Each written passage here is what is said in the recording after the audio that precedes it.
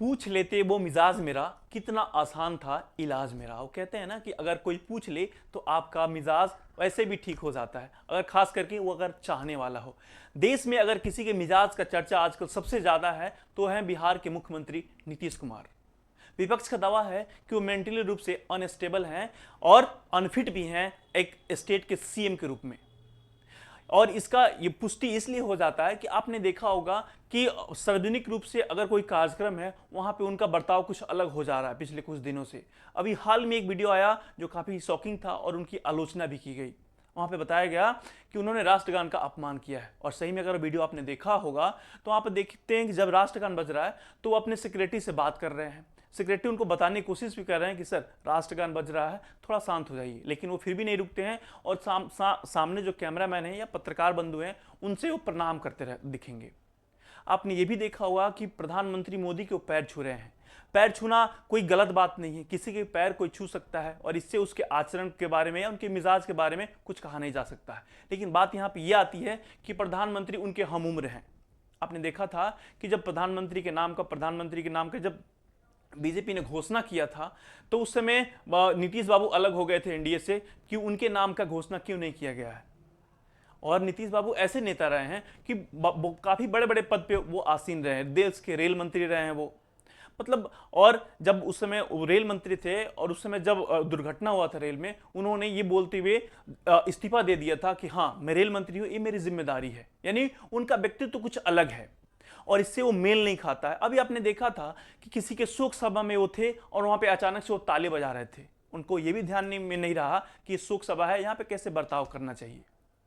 विपक्ष ने यह दावा किया है कि बीजेपी ऐसे इंसान को किसी भी स्टेट का मुख्यमंत्री बनाकर रखी है जो सोचने और समझने में अभी असमर्थ है।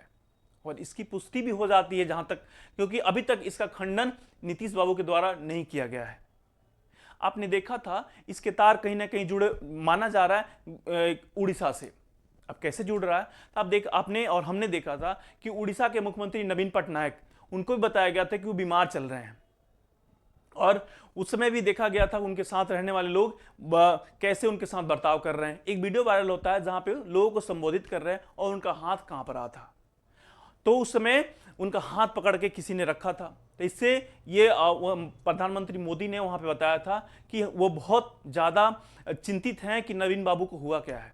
यही विपक्ष ने बोला है कि अगर वहां पे वो इतने चिंतित थे तो यहां पे एक बार भी उन्होंने नहीं बताया कि नीतीश बाबू को हुआ क्या है, कौन सी बीमारी से ग्रसित हैं नीतीश कुमार और क्या वो मुख्यमंत्री के लायक हैं भी। मैं ये नहीं कह रहा कि उनकी क्षमता नहीं है, लेकिन जिस दौर से वो गुजर रहे हैं इसके लिए विपक्ष हमेशा हमलावर रहा है। ये एक पुराना इतिहास है बिहार का। आपने देखा कि बिहार की राजनीति, जो बोलते हैं ना कि जो राजनीति बिहार से ही शुरू हुई, लोकतंत्र की जननी की धरती है और यहाँ पे हर एक बच्चा भी के अंदर भी एक तरीके का राजनीतिज्ञ होता है। तो आप हम सबको ये चीज देखना होगा। और आपको क्या लगता है कि नीतीश कुमार सच में उनको कोई बीमारी से ग्रसित है? क्योंकि बड़े बड़े पत्रकार आपने देखा होगा उनका भी कहना है कि ऐसा कोई भी मौका नहीं है जहां पे बिहारियों को शर्मिंदा करने से नीतीश कुमार चूक जा रहे हैं। एकाएक उन्होंने, आपने सबने वो वीडियो देखा था जब वो खड़ा होकर एक अलग सा ज्ञान देने लगे थे विधानसभा में। वो वीडियो जब वो आरजेडी के साथ थे। नीतीश कुमार का ये भी विडंबना रहा ना कि 2 साल वो बीजेपी के साथ रहते हैं और 2 साल के बाद वो फिर से आरजेडी के साथ चले जाते हैं। तो उस समय जो उनके साथ रहते हैं वो उनको आलोचना नहीं करते हैं और जो विपक्ष में होता है वो उनका आलोचना करता है। फिर 2 साल के बाद जब वो इधर आते हैं तो इनके लिए बहुत बड़ी समस्या हो जाती है कि उसी नीतीश कुमार को फिर से वो आलोचना करें उसी चीज के लिए या नहीं करें। तो एक अलग सा माहौल बन गया है। और बिहार में चुनाव होने वाले हैं, अक्टूबर नवंबर में चुनाव भी होंगे। तो ये एक बहुत बड़ा सवाल है कि आखिरकार अगर वो बीमार हैं तो उन्हें पद पे क्यों बनाए रखा गया है या फिर वो क्यों हैं। राबड़ी देवी ने बोला कि वो बीमार है, नहीं हो पा रहा है तो अपने बेटे को मुख्यमंत्री बना दें। लेकिन बात आएगी कि एनडीए या बीजेपी हमेशा परिवारवाद के खिलाफ रही है, तो क्या उनके बेटे के लिए बीजेपी राजी हो जाती है? और खबर यह भी आ रही है कि नीतीश कुमार का सिर्फ इस्तेमाल बीजेपी कर रही है।